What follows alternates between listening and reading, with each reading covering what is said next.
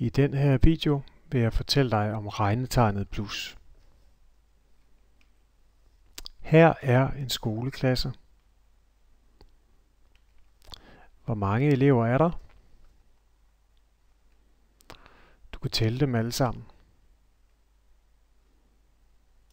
Du kan tælle på forskellige måder. Den helt grundlæggende er 1, 2, 3, 4, 5, 6, 7. Du kan også bruge det almindelige talsystem. 1, 2, 3, 4, 5, 6, 7.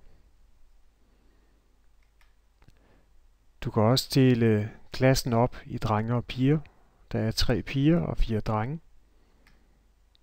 Og hvis man sætter det ind på en tallinje,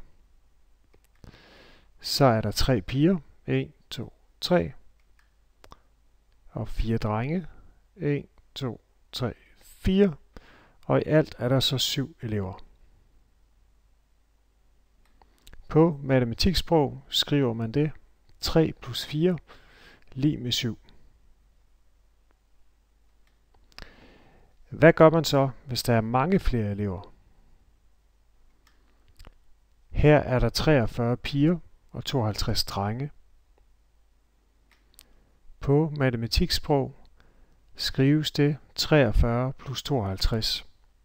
Nu kunne vi jo godt tegne en tallinje igen og sætte tallene ind, men der er selvfølgelig en nemmere måde at gøre det. Du kan bruge din lommeregner, eller du kan regne det på papir.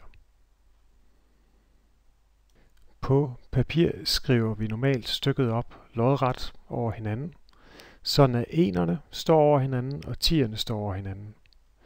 Så lægger vi enerne sammen. 2 plus 3, det giver 5.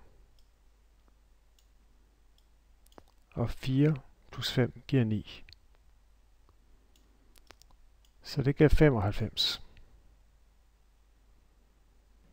De to enere, som lægges sammen, kan også give højere end 10. Det løser man på den her måde, men når man siger 5 plus 5, det giver 10. Så skriver man 0 i 10-tallet her, og så skriver man 1 herop på 10'ernes plads. Så bliver 10'eren her lagt sammen med de andre 10'ere. 1 plus 2 giver 3. 3 plus 3 giver 6.